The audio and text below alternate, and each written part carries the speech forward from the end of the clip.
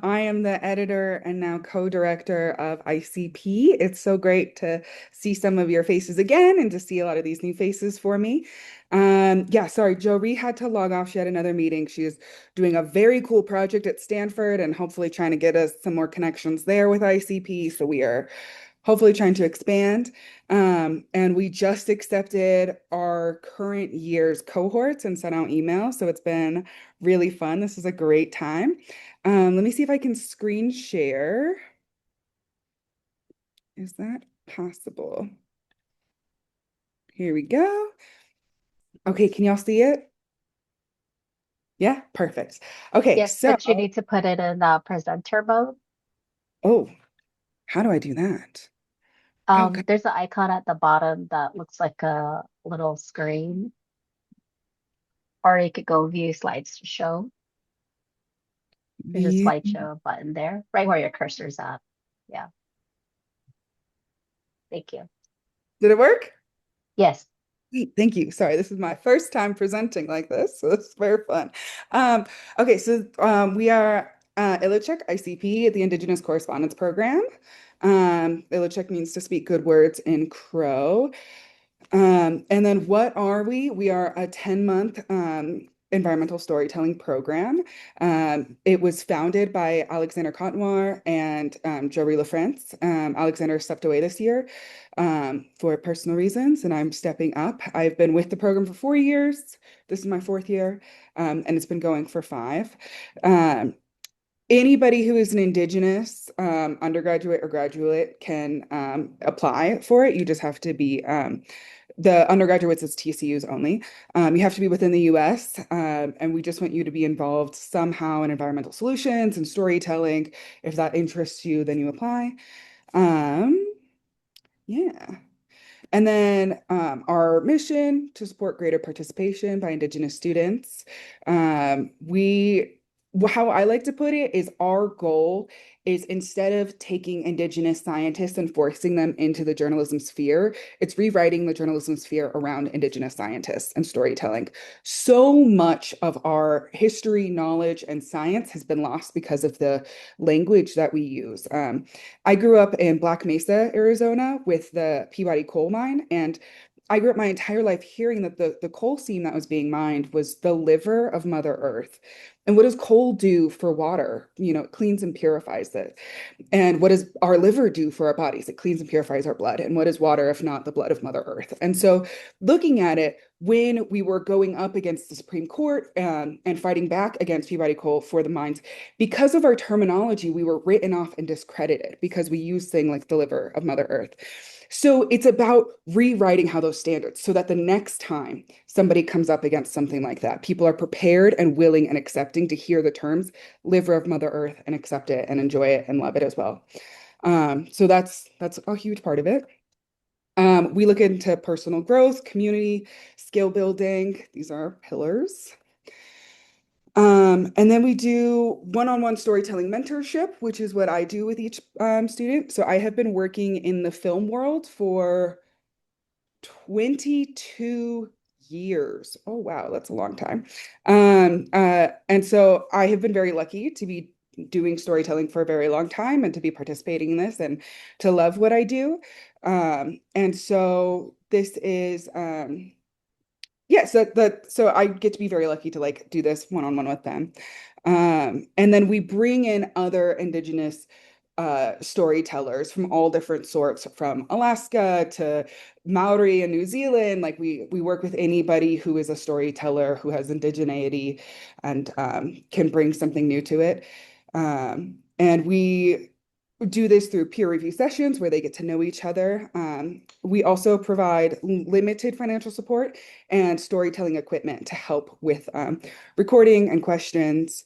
And then we also do it on a national platform, but which is the Planet Forward platform based out of George Washington University. And then, yeah, that's how we accomplish that. Um, And then these are the various workshops that we do. So healing through storytelling. And then I actually teach crafting a compelling story and pitching story ideas. I've been very lucky to have been pitch trained by some folks within the film industry. So my goal has always been to go out and learn and then bring it back to my community. And I get to do this on a larger scale through ICP, which is great. The Art of the Interview, which is held by Frank Sesno, who is the head of Planet Forward, but also was a White House correspondent and worked for CNN. So really has some of the like Western interview tactics to bring in and involve. Um, and that's kind of the only like Western aspect that we bring in is him. Um, we work on different ways of communication, how they want to do it through various different mediums, songs, Indigenous knowledge and science, journalism, sharing your story, how to build a web page, how to set up things like that is also something that we help through and the different workshops. And then this is the networking and community building. This is how we go through everything. And it's so great seeing all the kids meet online. And then eventually they get to meet in person at the Planet Forward Summit. And yeah, it's incredible to see everyone get together. And people have been emailing back and forth and texting and phone calls and being able to see them interact in person. It's always incredible how quickly those relationships become super strong and tight. It's really cool. And then they can submit. So the Story Fest with Planet Forward has been kind of our like end to it. We are hoping to transition out of that to like expand more.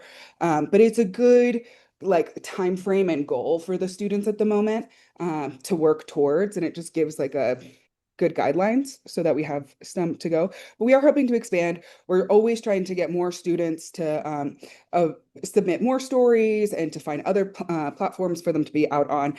But through Planet Forward, they can do written, sound, or visual storytelling. And they really let us kind of go out of the box sometimes. So our last year's correspondence, we had 10 students from 7 universities, and then 8 tribal nations were a part of it, and they were amazing. Great, great year cohort.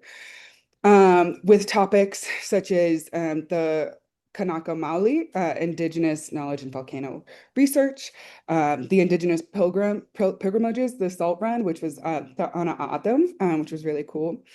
Moose health, we had another volcano, and then also looking at like river and how the ice melts, the loss of ice is affecting tribes up in Alaska.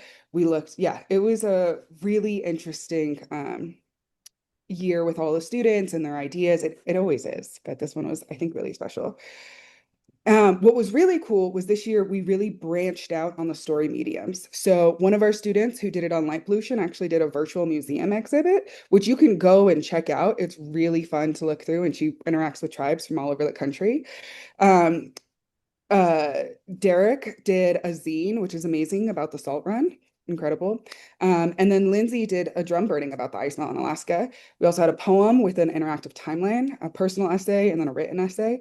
And those were all the different mediums. And we've got 2 other people who are finishing up their stories. One is a short doc, and one is a short social media segment.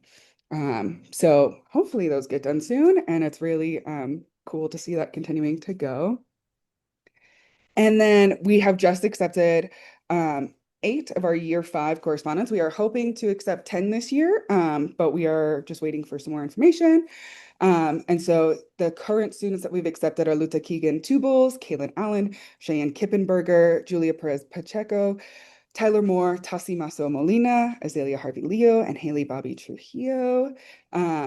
We are super excited for this year's cohort. I think it's going to be really great. So we'll see. We did have 45 applicants apply this year, so it was really hard to narrow down, and we have like backups and all this other stuff. So we'll see. And then this year, we're hoping to continue supporting Indigenous college students in environmental storytelling, provide quality one-on-one editorial support through all steps in pitching, crafting, and publishing, and then provide stipends and storytelling equipment, and then connect students with additional publishing opportunities. And that's something else that we're hoping to do. We're also hoping to branch out. I work on another project called the Indigenous Youth Media Workshop. And through that, I've been working with Diné College to set up a 2-year certificate program for media literacy, and we're trying to use the ICP, part of the ICP, part of the IYMW models for teaching background as the background for the Diné College, which then hopefully we can share to more TCUs and spread out as like here's a quick way to do a certificate program curriculum thing. So that'll be really exciting. Yes, we want to support more tribal colleges and universities this year. Expand the community reach of the student storytelling projects. We want to get more out. Create and implement a curriculum based on ICP. Integrate more cohort alums into our monthly lessons. And so we've got so many cohort alums who are just doing like insanely cool things, and we want to keep bringing them back. And we've been able to do it in past years, but just trying to create more and more spaces for that. And then create a space on our website for updates on past alums and like what's going on. Trinity Norris is constantly coming out with a lot of really cool writing and pieces. And so we're trying to get more of those out there and just want to make sure that we're providing additional support afterwards.